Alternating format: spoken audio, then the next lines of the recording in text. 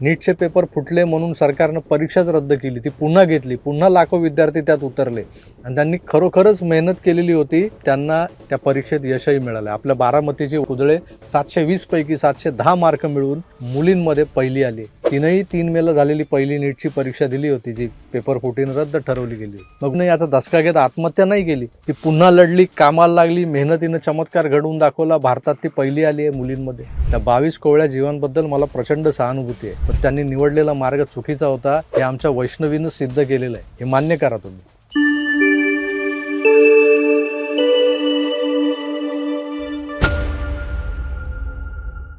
धर्मेंद्र प्रधान राजीनामा का देत नाहीत? होय, हा प्रश्न आता मलाही पडू लागलाय, कारण सध्या जे काही बाहेर वातावरण निर्माण झालंय, तुम्ही टीव्हीवर पाहत असाल सकाळपासून काय धुमाकूळ चाललाय दिल्लीमध्ये, त्यामुळे देशात प्रचंड अस्वस्थता आणि अस्थिरता निर्माण होताना दिसू लागली मला. हा व्हिडिओ जेव्हा तुम्ही बघत असाल तोवर कदाचित संसदेवरच्या मोर्चाची समाप्ती वगैरे झालेली असेल किंवा अजून काहीतरी वेगळं घडलेलं असेल. अश्रुधुराच्या नळकांड्या फोडल्या असतील, त्यांच्यावरती ते वरुण नावाचं जे पाण्याचे फवारे मारण्याचं यंत्र आहे त्यातून पाण्याचे फवारे मारले गेले असतील, गोळीबारही झाला असेल कदाचित. नेमकं काय होईल दिल्लीत ते सांगता येत नाही. पण आता मी बोलतोय तेव्हा जंतर मंतरवरून हजारोच्या संख्येनं लोक हे संसदेकडे कूच करताना दिसत आहेत. आता ते पोचतील पुढे काय होईल, जसं मी तुम्हाला सांगितलं, टीव्हीवरून, यूट्यूब चॅनल्सवरून आणि कित्येकांच्या फेसबुक लाईव्हवरून तिथं नेमकं काय चाललंय हे पाहायला मिळतंय लोकांना. मला वाटतं कुणी कितीही काहीही बोलो, विशेषतः सरकार धार्जिणे लोक किंवा गोदी मीडिया यांच्यातले संत शिरोमणी, मोठे मोठे तोप आणि बाप जे लोक आहेत, या सगळ्यांना असं वाटतंय की हे जे काही घडतंय ना ते मोदी शहांचाच एक डाव वगैरे आहे असं सांगून वांगचूक आणि दिपके हे आता त्या ट्रॅपमध्ये अडकणार किंवा अडकलेत असं सांगत असतील तर त्यात काहीच तथ्य नाही आहे. कारण इथली गर्दी लॉजिकल नाही, हे आंदोलन लॉजिकल नाही, एवढंच सांगणारा मी शिव्या खाऊन बेजार झालोय. एकाच बाजूनं विचार करणारे लोक किती टोकाचा तिरस्कार करतात समोरच्याचा हे गेले काही दिवस मी अनुभवतोय. कुणाच्याही पोटचा गोळा हिरावला गेला तर ते जे काही दुःख असतं त्याचं त्यालाच कळतं, दुसऱ्याला ते कदाचित एवढं पराकोटीचं वजनदार किंवा महत्त्वाचं वाटत नसेल, माझ्यासारखं लॉजिकल वाटत नसेल. असतात अशी कर्मदरिद्री लोक या जगात. उत्तम उदाहरण माझंच घ्या. नीटची परीक्षा रद्द केली म्हणून आत्महत्येचा मार्ग स्वीकारणाऱ्यांना मी समर्थन देणार नाही असं जेव्हा मी म्हणतो, कारण एका परीक्षेनं तुम्ही तुमचं जगणं सोडून द्यावं इतके जर लेचेपेचे असाल तर मग पुढे हीच परीक्षा पास होऊन तुम्ही जेव्हा डॉक्टर्स वगैरे बनणार आहात आणि मग डॉक्टर बनून पेशंटचा दुखणार इलाज करताना, त्यांच्या अवयवांची चिरफाड करताना तुमचे हातपाय लटपटणार नाहीत? कशी करणार चिरफाड तुम्ही? डॉक्टर्स असोत वा इंजिनियर्स असोत, या पेशात अनेकदा आणीबाणीचे प्रसंग येतात, कसोटीचे क्षण येतात. निर्णय घेताना हातपाय लटलटा कापू लागले तर तुम्ही काय घंटा त्या कसोटीला सामोरे जाणार?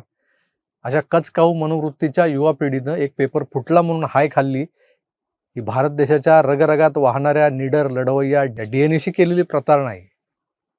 मग तुम्ही योग्य कसे? हे सगळं ठेवा बाजूला. सध्या ज्या आईबापांच्या आशा ज्यांच्या भविष्याशी जोडलेल्या होत्या, आपलं पोरगं पुढे जाऊन मोठं असं काहीतरी करेल या भावनेने ते मायबाप तन मन आणि धन अर्पून या रोपट्याला सिंचत असताना ते रोपटं स्वतःच उन्मळून पडतं, तेव्हा त्या पालकांच्या जीवाला काय वाटत असेल? त्यांच्या धीराचा बांध हा फुटलेला असतो.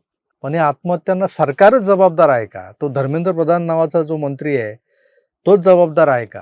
आणि जर असेल तर त्याचा फक्त राजीनामाच कशाला मागायचा? त्याला तर भर चौकात फासावर लटकावलं पाहिजे. भारतातले लोक आपल्या कम्फर्ट झोन बाहेर पडून जरासा स्ट्रगल करायलाही कसे निरुत्साही असतात बघा.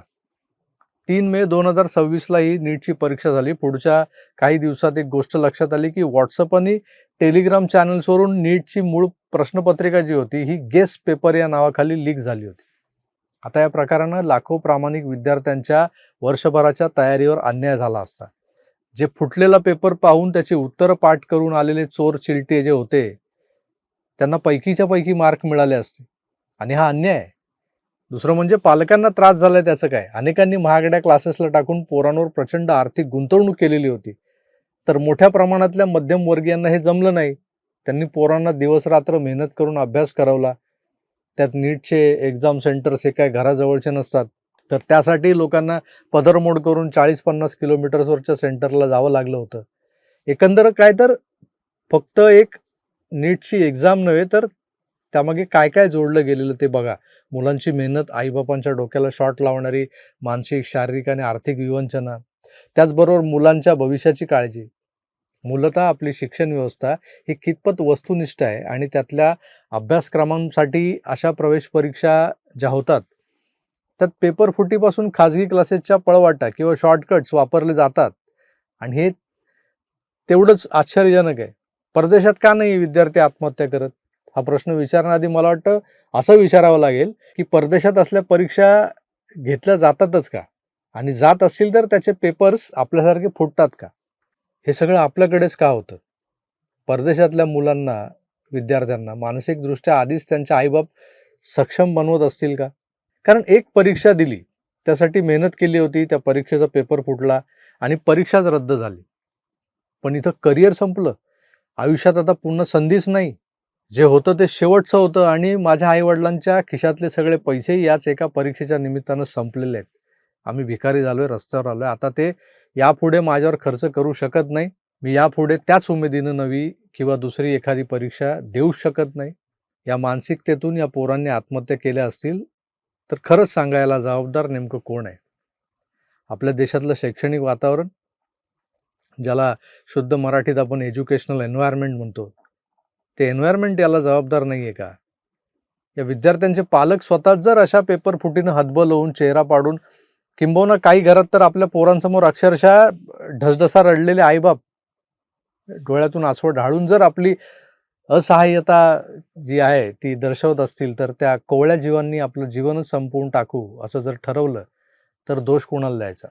मानवाच्या जीवनात म्हणजे तो जन्माला आल्यापासून मरेपर्यंत असंख्य संकट येतात त्याच्यावर. पण त्या संकटांना तोंड देत आपल्याला मार्ग काढायचा असतो. एरवी आपण तो काढतोही आणि काढतही असतो. पण 142 करोडच्या भारतातली 22 मुलं मात्र असा सामना करण्यास असमर्थ ठरतात, असा मार्ग काढण्यास असमर्थ ठरतात. 142 करोडमधली 22 मुलं हा ॲव्हरेज तसा क्षुल्लक आहे. पण आज त्याच 22 आत्महत्यांचं भांडवल केलं जातंय. लोक त्या धर्मेंद्र प्रधान नावाच्या शिक्षण मंत्र्याचा राजीनामा मागण्यासाठी केवढं जंतर-मंतर करतायत. पण समस्येच्या मुळाशी जाण्याचा विचार मात्र कोणीही मांडत नाही. सगळ्यांना आपापले अजेंडे चालवायचे होते.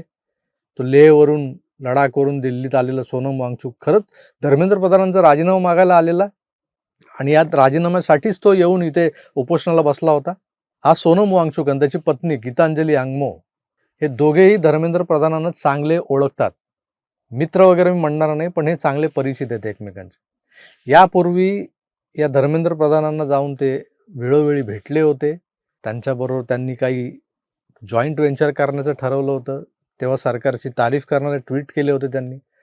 प्रधानांनी या वांगचुकला मदतही केलेली आहे. सरकारकडून या पती-पत्नीला जोवर सहकार्य लाभत होतं, तोवर यांच्यासाठी सरकार आणि सरकारमधला हा मंत्री धर्मेंद्र प्रधान यांच्यासाठी चांगला होता.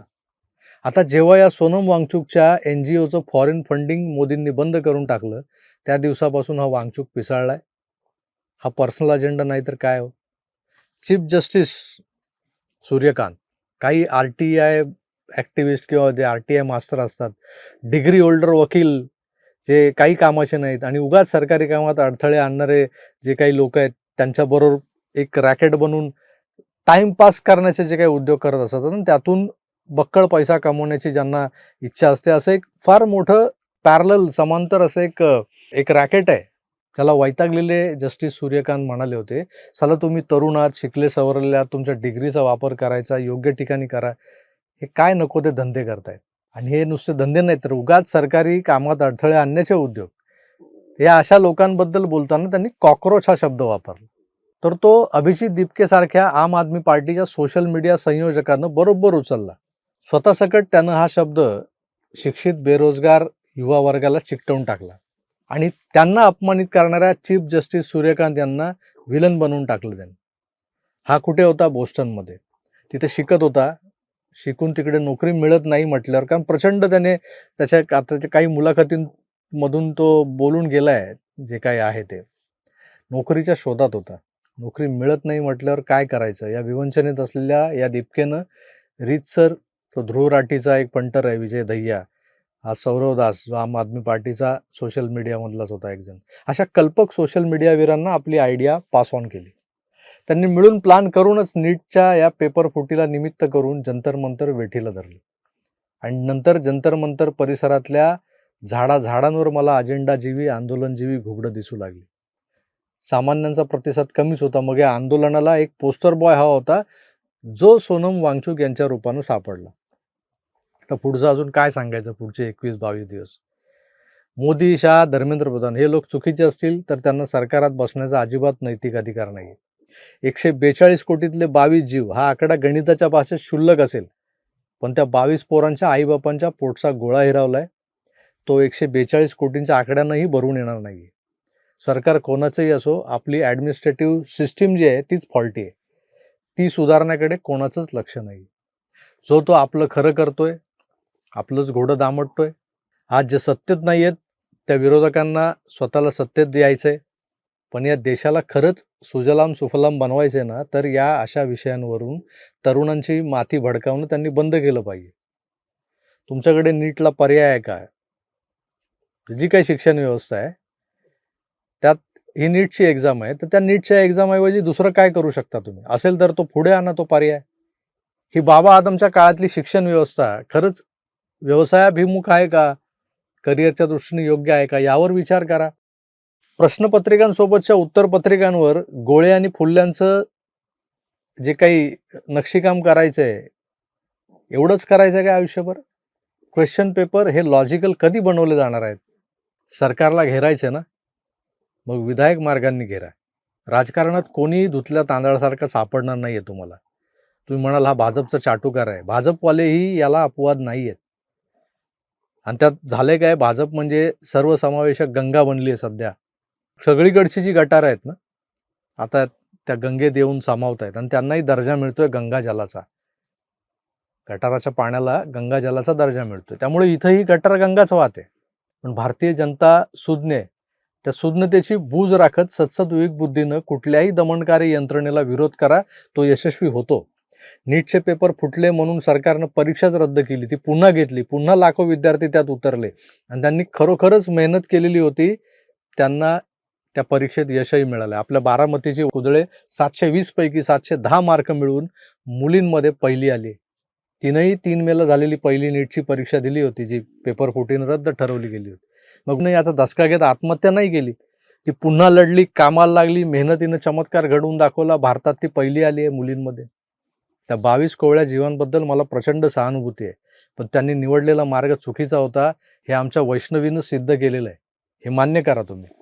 ते चुकलेत असं मी बोललो तेव्हा तुझाही मुलगा मेला असता तेव्हा तुला कळलं असतं रे, असं म्हणणाऱ्यांना, अशा कमेंट्स करणाऱ्यांना माझं ते वाक्य समजलंच नव्हतं, हे सिद्ध झालं. या परीक्षेत मेरिटमध्ये आलेल्या त्या हजारो पोरांनी माझं वाक्य योग्य होतं हे सिद्ध केलंय.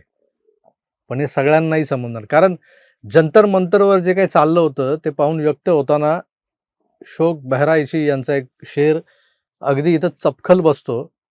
तो शेर असा आहे की बर्बाद गुलिस्ता करने को बस एक ही उल्लू काफी है, हर शाख पे उल्लू बैठे है, अंजाम गुलिस्ता क्या होगा. खरंच सांगा, अंजाम गुलिस्ता क्या होगा.